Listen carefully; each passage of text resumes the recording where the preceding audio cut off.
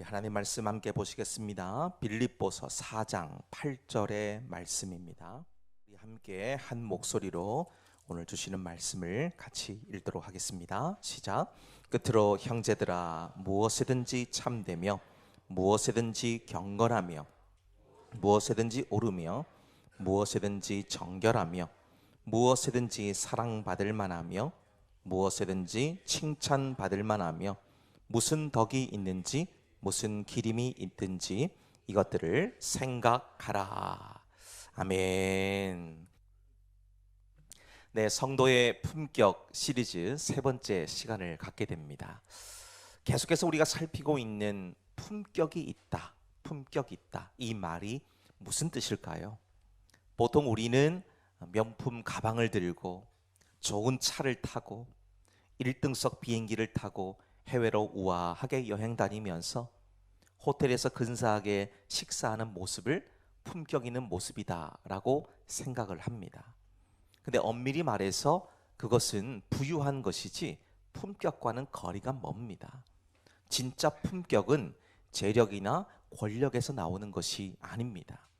아무리 재벌이라고 해도 입만 열면 상스러운 말이 쏟아져 나오고 자기보다 못한 사람을 마치 벌레 취급하듯이 바라보는 사람을 품격 있다 말하지 않습니다. 10여 년 전에 우리나라 10대 기업에 드는 모 그룹의 장녀가 비행기 안에서 자기에게 이 봉지에 든 땅콩을 까서 주지 않고 봉지채로 줬다는 이유로 비행기를 회항시킨 사건이 있습니다. 여러분 다 아실 거예요.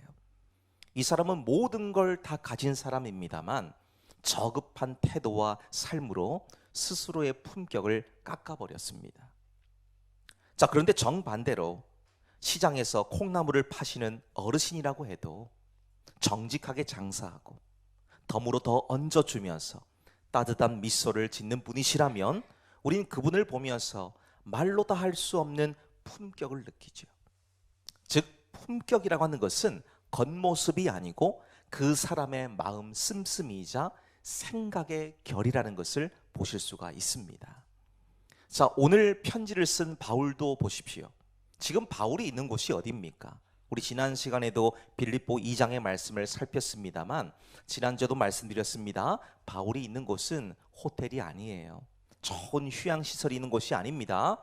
감옥이에요, 감옥. 지금 환경이나 시설이 좋은 감옥도 아닙니다. 최악의 조건들로 넘쳐나는 곳이에요. 그것도 모자라서 지금 손과 발에는 착고가 채워져 있고 마음대로 움직이는 것조차도 힘든 그런 모습입니다. 자, 바울이 왜 이런 고난을 겪습니까? 귀신 들린 한 여인을 고쳐줬다는 이유 때문이에요. 그녀를 통해서 점을 치며 돈벌이 하던 자들이 이제 더 이상 돈을 벌 수가 없으니까 바울을 이상한 도를 전하는 사람이다, 그런 명분으로 고발한 겁니다. 그러니까 바울은 지금 어찌 보면 억울한 옥살이를 하고 있는 중이죠. 겉으로 보면 영락없는 중범죄를 저지른 죄수고 실패한 인생처럼 보입니다. 그런데 오늘 말씀을 보시면 우리가 정말 의아한 생각이 들 수밖에 없죠. 이런 열악한 감옥 안에 있는 바울이 감옥 밖에서 자유롭게 살아가고 있는 빌립보 성도들에게 이렇게 말합니다. 품격 있는 마음을 가지고 생각의 수준을 높여라, 그렇게 말을 해요. 지금 어떻게 말을 해야 정상인가요?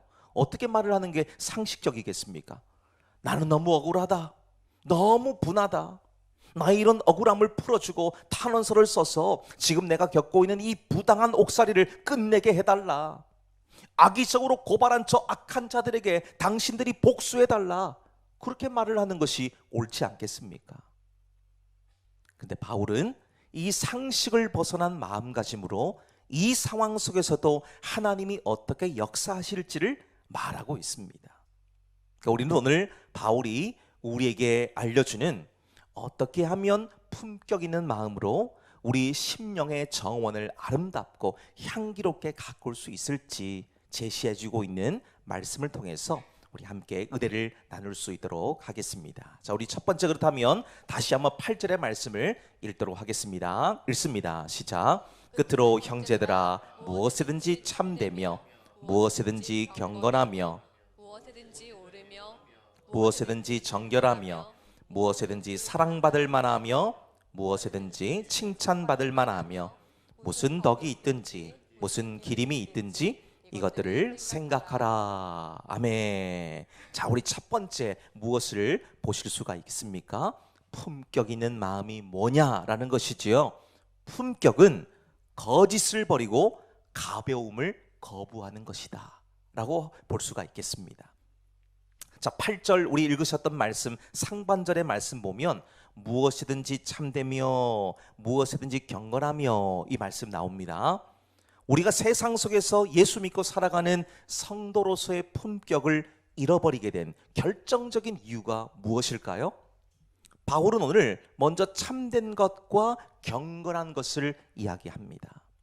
이건 그저 듣기에 좋은 말처럼 보입니다마는 이 말이 원래 쓰여진 의미를 보시면 대단히 두렵고 떨림의 교훈이 담겨져 있습니다. 먼저 참되다라는 말을 좀 보십시오. 참되다. 이 말은 더 이상 숨겨진 것이 없는 상태, 말 그대로 발가벗겨진 진실을 이걸 얘기하는 거예요. 참되다는 것에는 거짓이 들어갈 수가 없는 것입니다.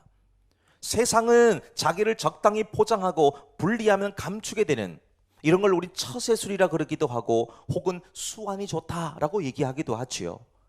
그런데 성경을 보시면 그것은 명확하게 거짓이다 라고 규정을 하고 있습니다. 사무엘상 15장의 말씀 보면 이 말에 딱 들어맞는 한 사람이 소개되고 있습니다. 바로 이스라엘의 초대 왕이었던 사울이에요. 그는 이 아말렉과의 전투에서 하나님의 도우심으로 승리를 했습니다.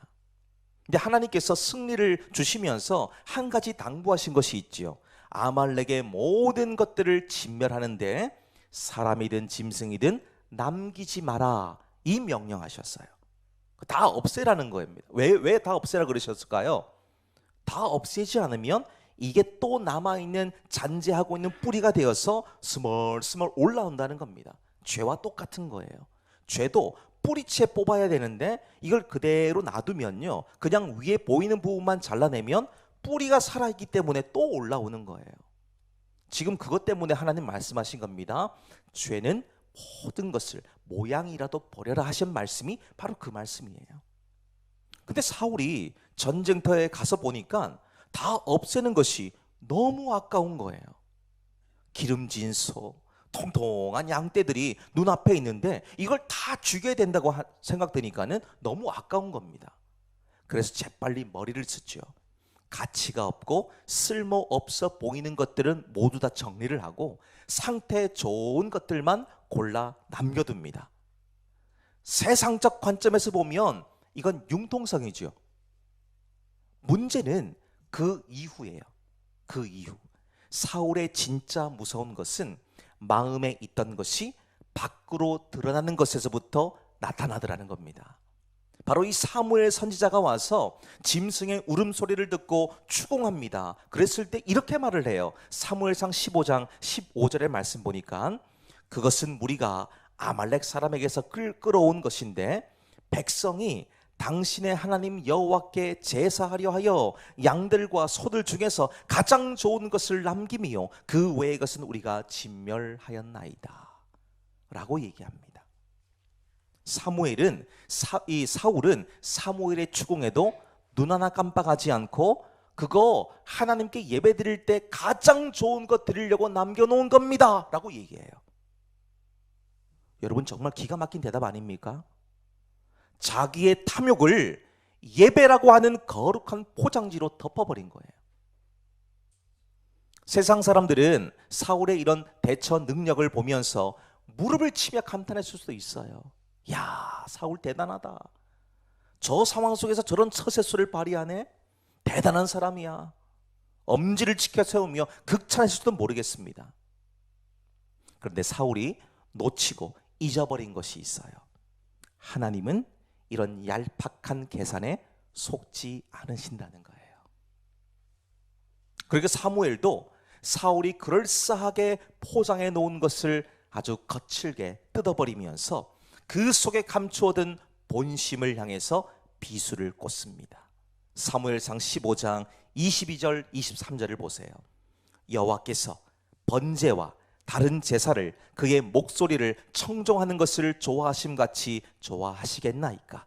순종이 제사보다 낫고 듣는 것이 순양의 기름보다 나으니 이는 거역하는 것은 점치는 죄와 같고 완고한 것은 사신 우상에게 절하는 죄와 같음이라. 왕이 여호와의 말씀을 버렸으므로 여호와께서도 왕을 버려 왕이 되지 못하게 하셨나이다 말씀합니다. 자, 무엇이 사울을 무너지게 만들었습니까? 전쟁에서 패배했기 때문입니까? 능력이 없어서인가요? 아닙니다. 거짓을 처세술로 착각했기 때문이에요. 그러니까 하나님 앞에서는 어떤 화려한 변명도, 심지어 예배라고 하는 번지르르한 핑계도 소용없다는 겁니다. 겉으로 볼 땐 사울의 탁월한 서세술과 융통성에 열광하게 되지만 그것이 결국 하나님께 버림받는 결과를 가져오지 않았습니까? 여러분, 혹시 우리도 이러지 않습니까? 가정에서, 직장에서 상식적이지 않은 일을 하면서도 이 정도는 누구나 다 아는 거야. 믿음 좋다는 아무개 장로님, 권사님도 다 아시는데 나야 다 먹고 살자 그런 것이지 어디 몰라서 그런 거야? 이렇게 해서 하나님 앞에 11조 많이 드리면 하나님 좋아하시지. 그렇게 타협한다는 거예요. 여러분, 나의 욕심을 거룩한 포장지를 가지고 와서 예쁘게 포장했다고 해서 하나님이 그것을 기쁘게 여기시는 것이 아니라는 겁니다. 하나님은 투박하고 서툴러도 깨끗하고 정결한 것을 원하세요. 깨끗하고 정결한 것. 자, 이것을 품격이라는 것으로 비추어서 보게 되면 진짜 품격은 어디서 나올까요? 진짜 품격. 나의 부족함과 연약함을 인정하는 투명성에서 나오는 거예요. 투명성. 거짓말로 위기를 모면하려는 순간에 우리의 영적 품격은 바닥으로 곤두박질 칩니다. 그리고 더 중요한 것은 그 다음 이어지는 말이죠. 경건하며. 단순히 점잖은 척하는 그런 태도가 아닙니다. 이 말은 고대 헬라 사회에서 신전이나 신성한 제사를 묘사할 때 쓰던 단어예요. 다시 말해서 함부로 범접할 수 없는 거룩한 위엄, 그 성소의 무게감, 이런 걸 뜻하는 표현이에요. 지금 바울이 감옥에 있는 죄수들에게, 그리고 시장통 같은 빌립보에 사는 성도들에게 너희는 경건해야 된다, 이 말을 하고 있는 걸 보면 어찌 보면 이 말은 충격적인 말이라고 할 수가 있겠습니다. 이 말을 우리식으로 표현하면 이런 거예요. 너희가 지금 비록 시장 바닥에서 장사를 하고 남의 집에서 설거지를 하고 직장을 구하지 못해서 편의점 아르바이트를 하고 차가운 새벽 공기 마시면서 신문 배달, 우유 배달을 해도 너희들은 걸어다니는 하나님의 성전이고 하나님의 자녀라는 사실을 잊어버리면 안 된다, 그 말입니다. 이걸 잊어버리면 안 된다는 거예요. 저와 여러분을 가리켜서 뭐라고 부르나요? 성도라고 부르죠. 성도. 너무 복된 이름이에요. 성도라고 하는 것은 아무나 불림을 받을 수 있는 이름이 아닙니다. 이 호칭이 아니에요. 저와 여러분이 하나님으로부터 구원받았기 때문에 부를 받을 수 있는 호칭이 바로 성도입니다. 이 세상 사람들을 보면서 성도님 그렇게 할 수 없는 거예요. 성도는 구별된 자들입니다. 세상으로부터 부름받아 구별되어서 나온 존재들이다, 그런 의미가 성도예요. 저와 여러분은 세상 속에 살아가지만 하나님의 자녀들입니다. 이 신분과 권세를 절대로 잊어버리시면 안 돼요. 그런데 요즘에 왜 성도라는 이 고귀하고 복된 호칭이 왜 이렇게 조롱거리가 되고 뭘 상식함의 대명사처럼 불리고 있습니까? 이 호칭에 대해서 너무 가볍게 생각하시기 때문이에요. 너무 가볍게. 성도라는 이름의 무게감을 갖지 못하고 성도다움의 품격을 나타내지 못하고 있기 때문인 것이죠. 세상 사람들과 성도는 구별되어져야 됩니다. 구별되어져야 돼요.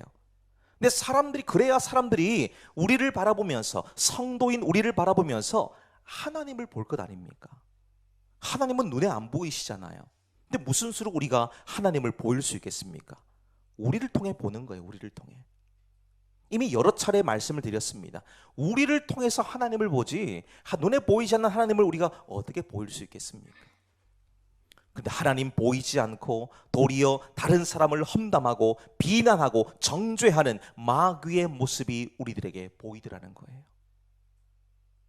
여러분, 경건함의 품격은 삶과 말의 무게에서 증명이 되는 겁니다. 세상이 교회와 성도들을 비난하고 싸잡아 비판할 때에 성도의 품격을 보여주는 거예요. 중심을 잡아주고 상식적이고 분내지 아니하고 언어와 태도에 무게감이 있을 때 상대는 교회와 성도를 비난하다가도 멈추는 겁니다. 그리고 생각하겠죠. 예수 믿고 살아가는 사람 다 이상한 줄 알았더니만 이 사람의 품격과 자세를 보니까 진짜 뭐가 있네. 예수라는 자가 진짜 있긴 있나 보네. 나도 그 사람, 나도 그 예수 알고 싶다. 이렇게 성숙하고 본받고 싶어지는 참되고 경건한 품격을 갖추는 저와 여러분이 될 수 있어야 한다는 것이에요. 이게 오늘 우리 첫 번째 참되고 경건하다는 말에 들어있는 말의 의미라는 것을 보시면 되겠습니다. 두 번째 보실까요? 자, 우리 두 번째도 8절 말씀 다시 한번 읽도록 하겠습니다. 시작. 끝으로 형제들아, 무엇에든지 참되며 무엇에든지 경건하며 무엇에든지 옳으며 무엇에든지 정결하며 무엇에든지 사랑받을 만하며 무엇에든지 칭찬받을 만하며 무슨 덕이 있든지 무슨 기림이 있든지 이것들을 생각하라. 아멘. 두 번째는 무엇입니까? 품격은 손해가 있어도 옳은 길로 가는 순수함을 갖는 마음이다 라는 것을 보실 수 있습니다. 자, 8절 중반절을 보십시오. 무엇이든지 옳으며 무엇이든지 정결하며. 그렇죠. 이건 타협하고 싶은 우리 본성을 정면으로 거스르는 말씀이 돼요. 자, 먼저 옳으며라는 말을 보십시오. 하나님의 법에 비추어 봤을 때 하자가 없는 상태가 바로 옳으며 이 말입니다. 자, 앞서도 말했지만 세상 사람들의 기준은 융통성이죠. 그러니까 좋은 게 좋은 거라 이렇게 얘기합니다. 좋은 게 좋은 거. 남들도 다 그렇게 한다. 관행과 관습을 이야기합니다. 자, 그런데 성도가 가져야 되는 품격은 아무도 보지 않는 곳에서도 주님이시라면 어떻게 하실까? 주님이시라면 어떻게 하실까? 이걸 생각하는 거예요. 몇 달 전에 서울에 있는 어느 명문 대학에서 600명이 수강하는 수업에 시험이 있었습니다. 근데 그 중에 190여 명, 그러니까 수강생의 3분의 1 정도 됩니다. 이 사람들이 AI를 이용한 대규모 부정행위를 저질렀어요. 이게 뉴스에 나왔습니다. 그 학교는 명색이 기독교 정신으로 설립된 학교예요. 우리나라에서 공부에서 둘째가 라면 서러울 정도로 똑똑한 친구들이 있는 학교입니다. 근데 이 같은 부정행위로 인해 가지고 학교의 품격과 명예를 하루아침에 무너뜨렸어요.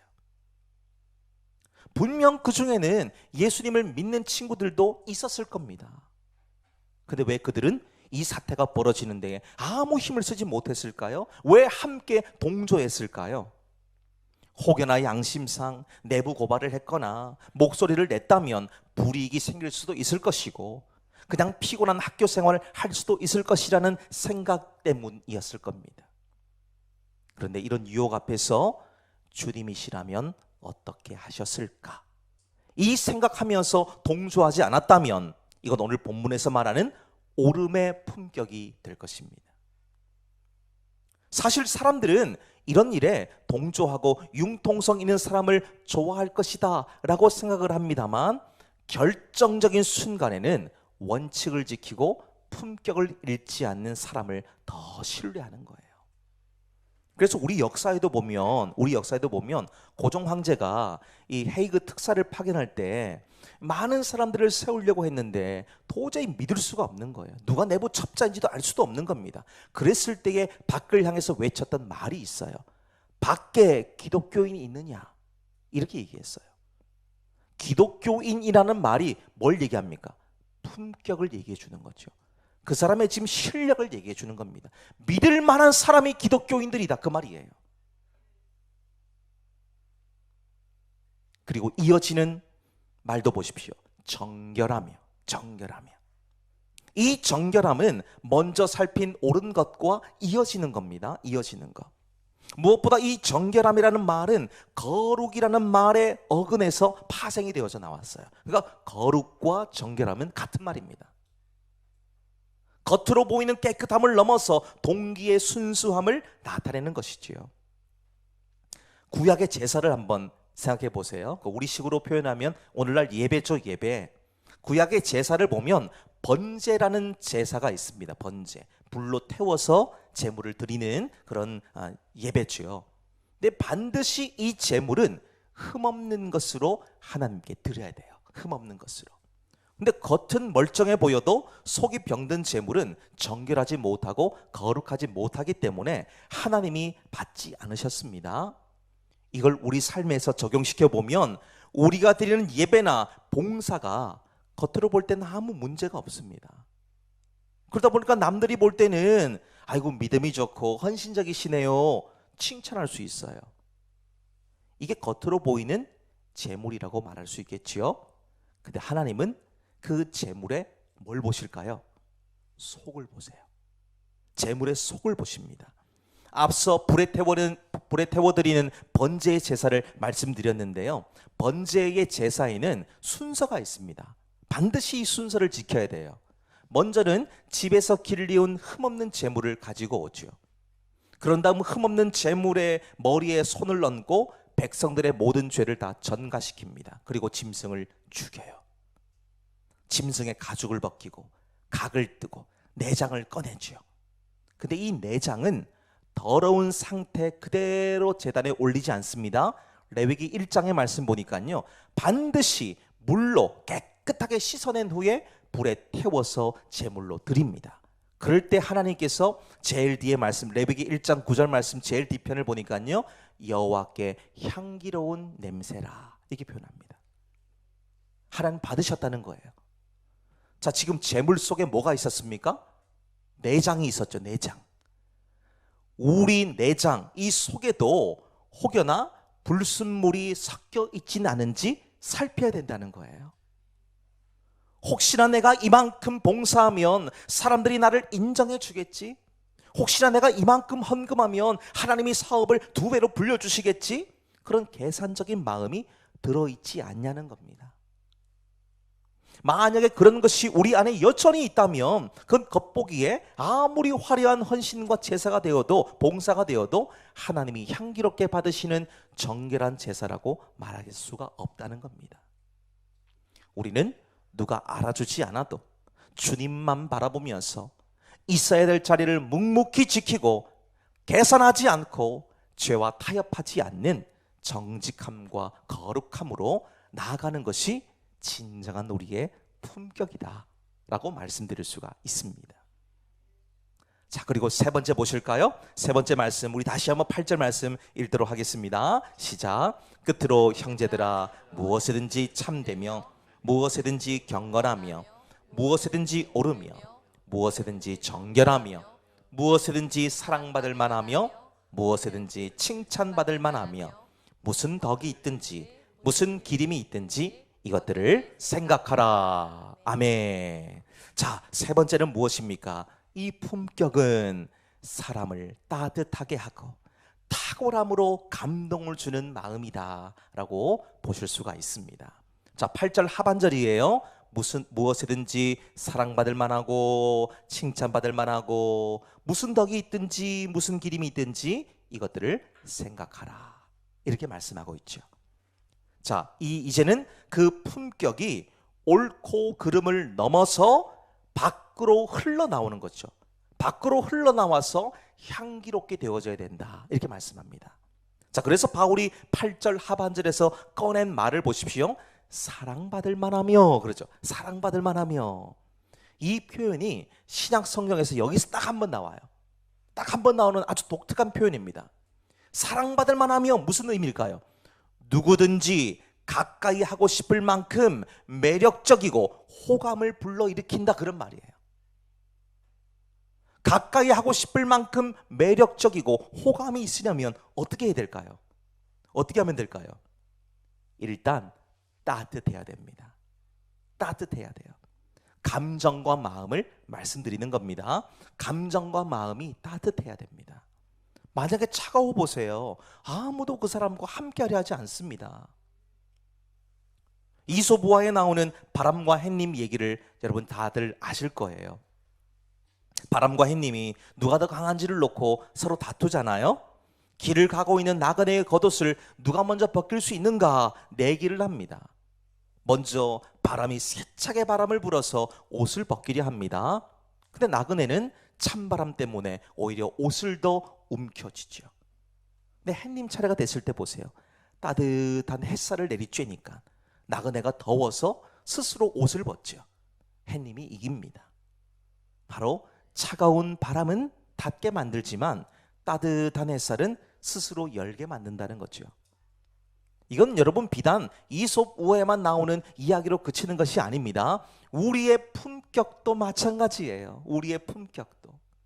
사람의 마음을 얻으려면 따뜻한 온기와 사랑이 있어야 됩니다. 우리 예수님 보십시오. 그분은 거룩하신 하나님이시지만 죄인들과 세리들이, 그러니까 다시 말하면 죄인들과 세리들은 유대인들의 사회에서는 그냥 말 그대로 버려진 존재들이에요. 아무도 그들과 얘기하려 하지 않습니다. 아무도 그들을 사회 구성원으로 받아들이지 않아요. 근데 우리 예수님은 그들과 함께 하십니다. 무엇보다 그들도 예수님 곁에 있기를 너무 좋아했어요. 그들 곁에서 예수님 마치 햇님처럼 따뜻한 온기를 주시고 사랑을 베풀어 주셨기 때문입니다. 누구에게도 사랑받지 못하고 누구에게도 인정받지 못하지만 예수님은 그런 것 없으시잖아요. 자, 여러분들은 어떠십니까? 여러분들이 퇴근하거나 어디 나갔다가 집에 들어오시면 가족들이 아빠 왔다, 엄마 오셨다 소리치면서 여러분들을 따뜻하게 환대해 주시나요? 아니면 문을 열고 들어가면 흰둥이와 나비만 나를 반겨주나요? 흰둥이는 개고요, 나비는 고양이에요. 여러분 어떠십니까? 누가 환대해 주나요? 성도의 품격은 따뜻함에서 나옵니다. 차가움을 벗고 온기를 입으시기를 축복합니다. 그리고 마지막 보십시오. 덕과 칭찬이라고 되어 있죠.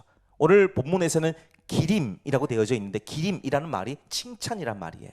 그러니까 덕과 칭찬이라는 겁니다. 이 덕이라고 하는 것은 당시의 헬라 철학에서 인간이 도달할 수 있는 최상의 탁월함을 뜻하는 단어였습니다. 칼은 날카로워야 되죠. 달리는 말은 잘 달려야 됩니다. 그럼 성도는 어떤 덕을 가져야 되겠습니까? 성도는 우리가 있는 곳에서 탁월함과 성실함을 보여줘야 되죠. 탁월함과 성실함.